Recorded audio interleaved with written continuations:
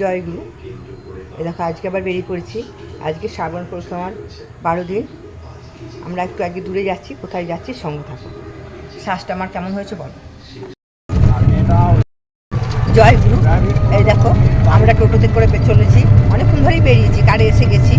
আজকে যাচ্ছি কাশিয়াড়া। দেখো দেখো সবাইকে, এই দেখো বলো বলো।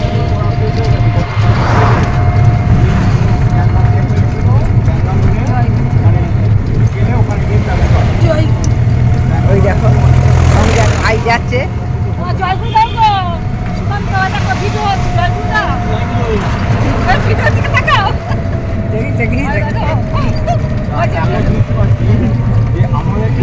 আর এই যে পায়েল আছে ওইখানে,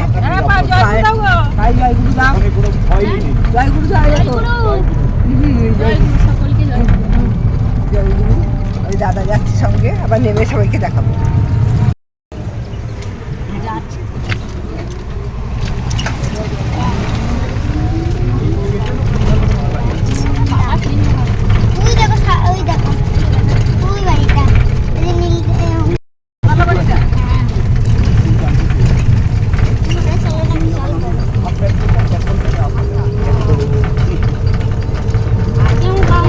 প্রাকৃতিক পরিবেশ দেখো, পুকুর দেখো।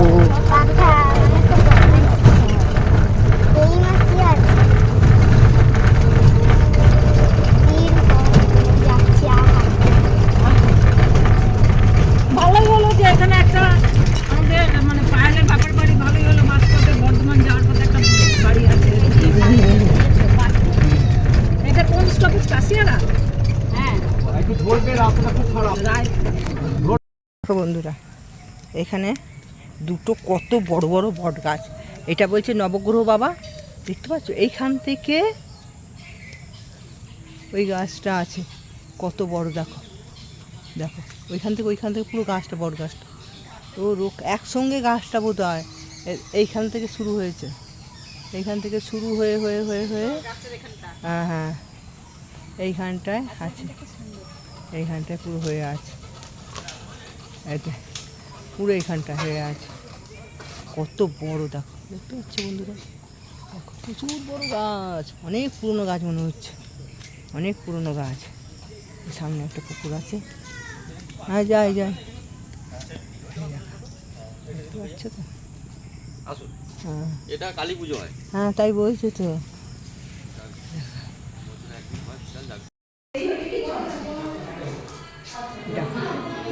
এইখানে ঠাকুর রেখেছে সামনে উঠে, এটা বোধহয় কিসের ঘর।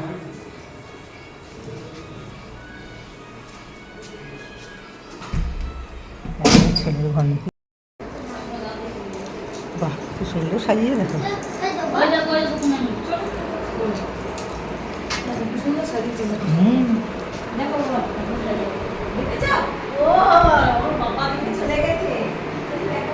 বাহ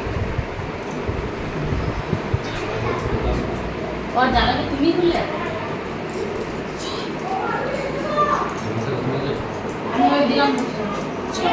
হ্যাঁ, এখন এই ছোট লাইটগুলো জ্বলবে, বড় লাইটগুলো অফ করে দাও। এই যে রোদ রাত সব তো ঠাকুর একা মনে করছে, ঠাকুরকে বলেছে যে আমাকে পরিবারের একজন সদস্য হিসেবে মনে কর, সবাই যখন ঘরের মধ্যে থাকে আমাকে মনে হয়। এই দেখো ভিউটা একবার দেখো তোমরা, এই সামনে যে পুকুর, এই দেখো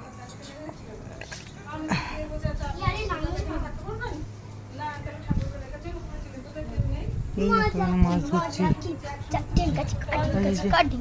এই যে এটা মুনুর মামার বাড়ি, মুনুর মামার বাড়ি এটা। দারুণ লাগছে, দারুণ লাগছে। আর দেখো পুকুরটা কি সুন্দর লাগছে, দেখো এখান থেকে দাঁড়িয়ে হেভি লাগছে, নদীর মতো লাগছে।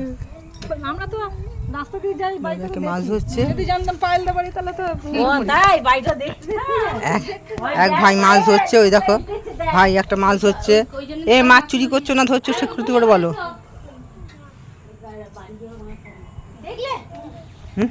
কি হ্যাঁ যাস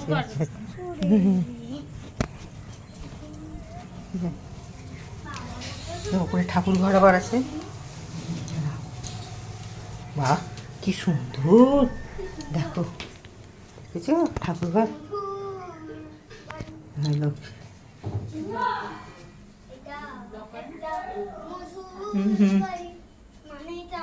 সুন্দর সাজানো, বাহ। এটা ওপরে আবার ঠাকুর ঘর এটা।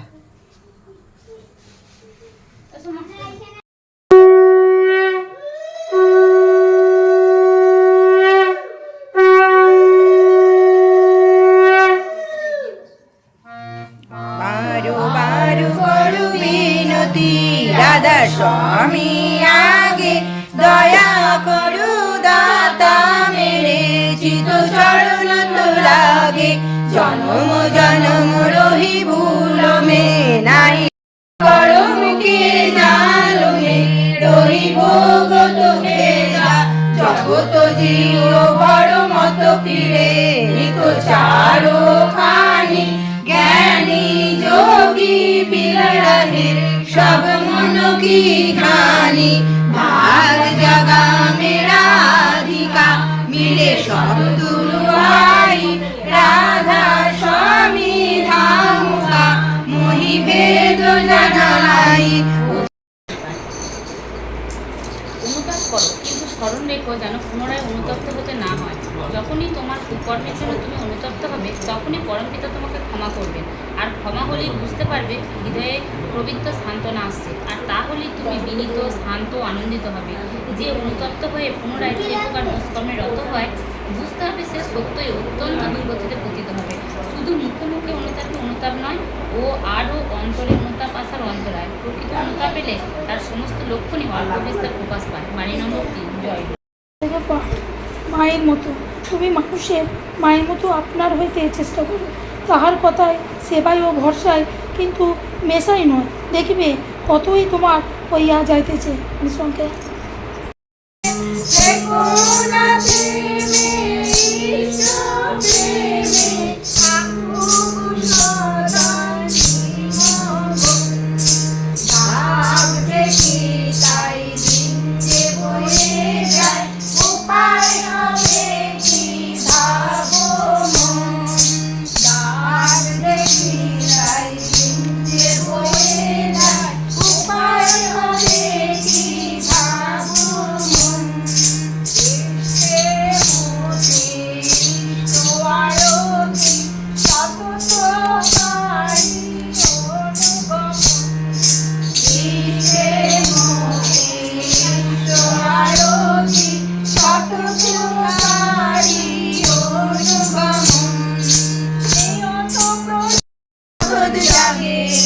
তোমার কৃপায় নেই তুলনা, লক্ষ্মী মা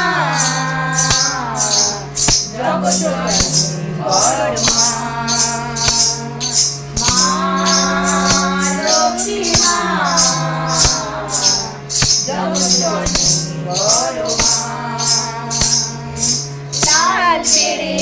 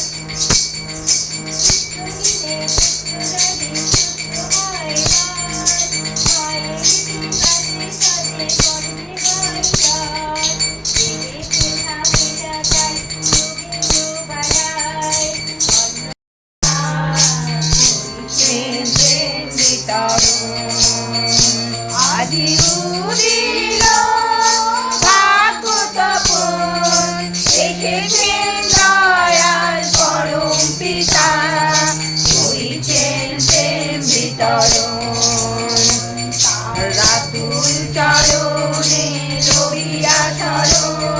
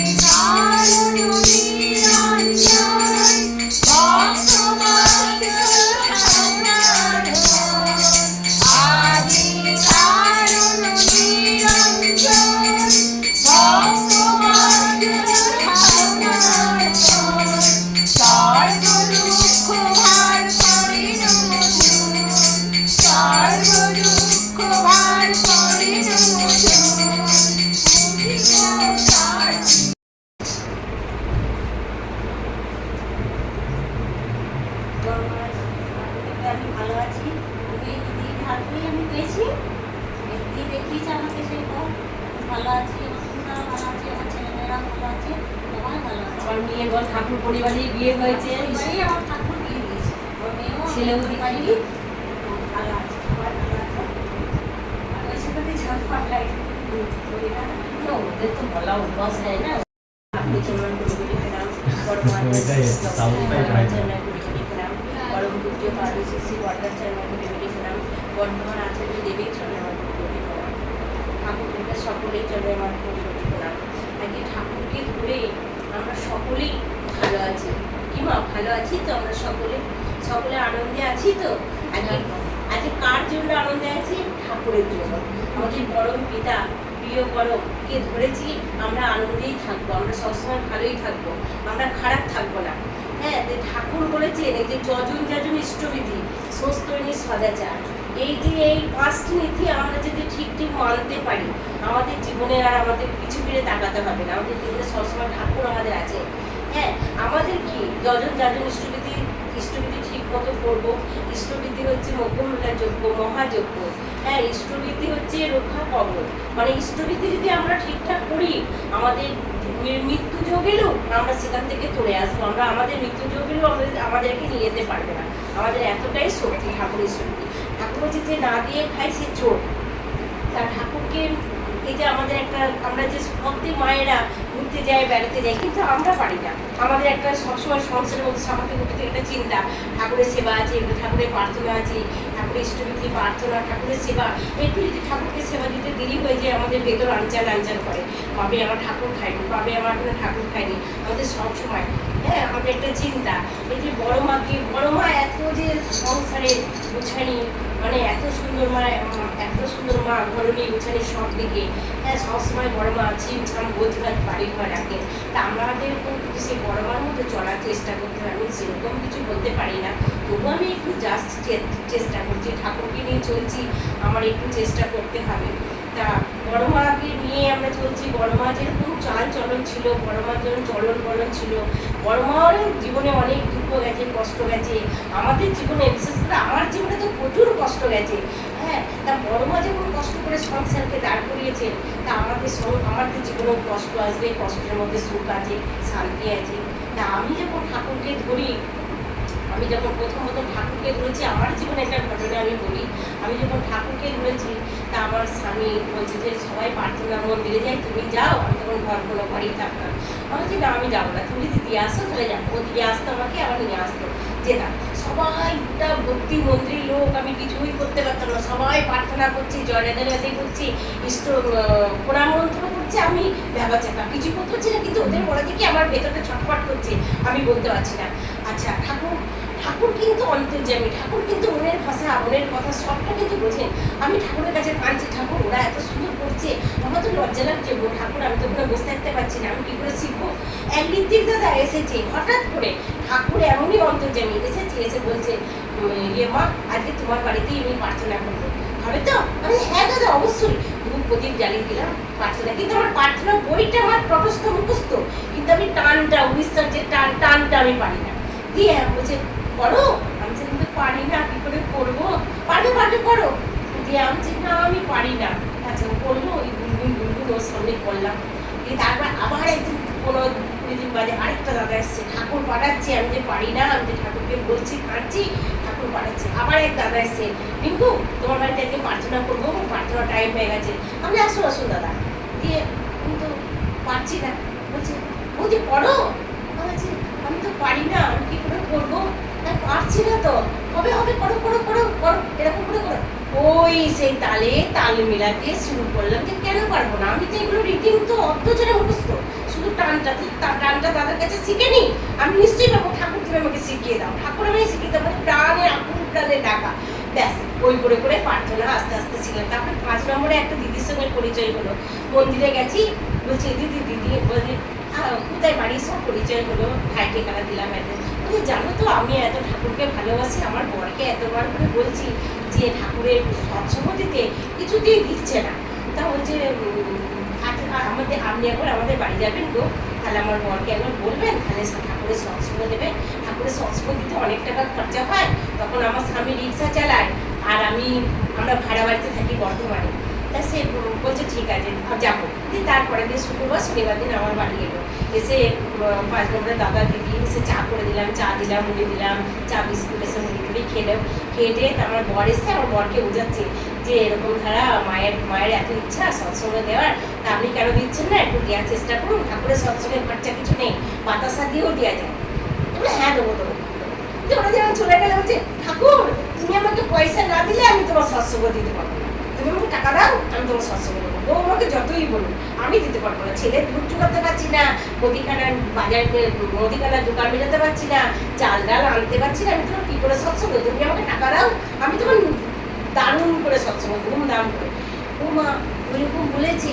দিয়ে একটা বোধহয় এই কথাটা বলার বোধহয় 15 দিন পর এত ঝড়, তখন রিক্সা চালায়, এত ঝড়ে এক মাসিমুখে নিয়ে যাচ্ছে, ব্যায়ামটা যাচ্ছে, এত ঝড়ে চায়ের দোকানে চা খেয়েছে, দিয়ে বসেছে, দিয়ে আসছে, বলছে এবার যাই, এত মেঘ উঠেছে আর দাঁড়ালে হবে না। দিয়ে যাচ্ছে তখন বিরাট ভালো ঝড়, চায়ের দোকানে লোক বলছে চলে এসো যেও না এত ঝড়। ব্যাস মাসিমাকে বলছে মাসিমা নেমে পড়ুন, আমি আর উঠতে পারছি না।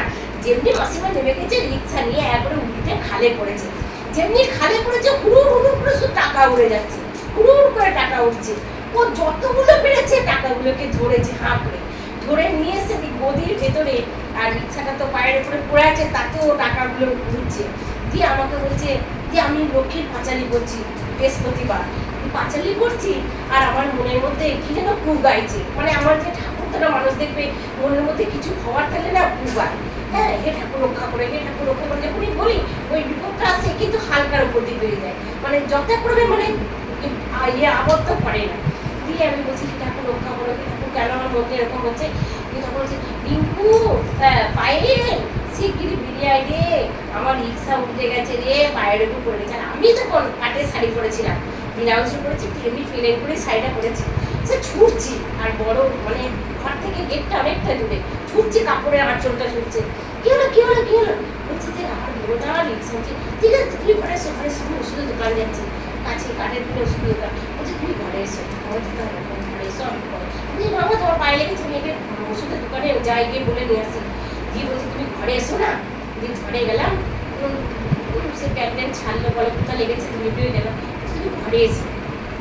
ঘরে গেছে, সেই রিক্সার যে গদিটা আছে, সেই গদির ভিতরে হাতটা ঢুকেছি ফাঁকে এত টাকা পড়িয়ে গেছে, এত দিয়ে আমি বলছি, টাকাগুলো বার করছি জলের ভিতরে, এই মা গো কোথা থেকে এত টাকা পেলে গো, কে দিলে গো, কোথা থেকে আনলে গো? বলছে, চুপ করো। ঝড় দিচ্ছে আর হুড় করে টাকা উড়ে যাচ্ছে। আমি যতগুলো পেরেছি ধরেছি, আর রিক্সাটা তো আমার উপরে, আমি আর করবো কি করে আমি জানি না। ঠাকুরকে বলেছি যে সৎসঙ্গের যতই বউ বলুক টাকা দাও, আমি তোমার সৎসঙ্গ দেবো। তাই ঠাকুর এই টাকা দিয়েছে। এই দেখো আমি মুদিখানা মিটালাম, মুদিখানা মিটাবো, আর দুধের মিটাবো, আরো সব কিছু ঘর ভাড়া মিটাবো, আর বাকি পয়সা খাটের তলায় রাখলাম। এই পয়সা থেকে আমি ঠাকুরের ধুমধাম করে সৎসঙ্গ দেবো। দিয়ে তারপরে ওই পয়সা থেকে সে মানে 5 কেজি আটা, ময়দা, তেল, তারপরে আমি মানুষকে খাটিয়ে দুধে চা খাওয়াবো, আমি এই খাওয়াবো সেই খাওয়াবো, বড় বড় প্যাকেট, তারপরে খাটিয়ে দুধে চা, বিস্কুট, মানে বোধহয় 150টা লোক সৎসঙ্গ। এমন নাম লিখে দিয়ে এলো, ওই দাদা দিদি এলো খুব আনন্দিত হয়ে। দিয়ে বলছে তুমি সব জোগাড় হয়ে গেছে, ঠাকুরের যে কি দয়া আমি ভাষায় ব্যাখ্যা করে আমি বলে শেষ করতে পারবো না। বলছি শোনা, আমাকে বলছে আমার রসনা শব্দগুলো, কিন্তু মালাটা কি করবো গো, মাকে দিয়েছি যে মালাটা তো খুব দাম। আমি দেখো তুমি চিন্তা করে না, ঠাকুরের যদি পড়ার ইচ্ছা থাকে তুমি কোথা থেকে চলে আসবে। তারপরে এক দাদা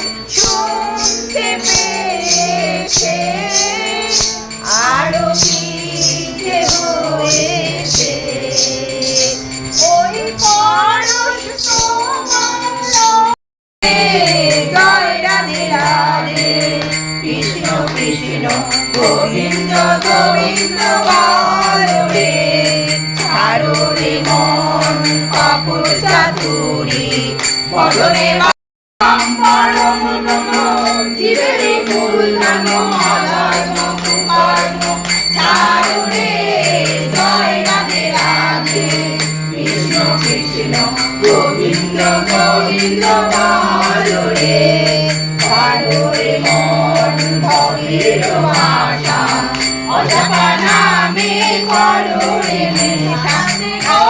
এই গানটা মুখস্থ হয়ে গেলে খালি বলে সব গাইবে, এক ঘন্টা ব্যাপার।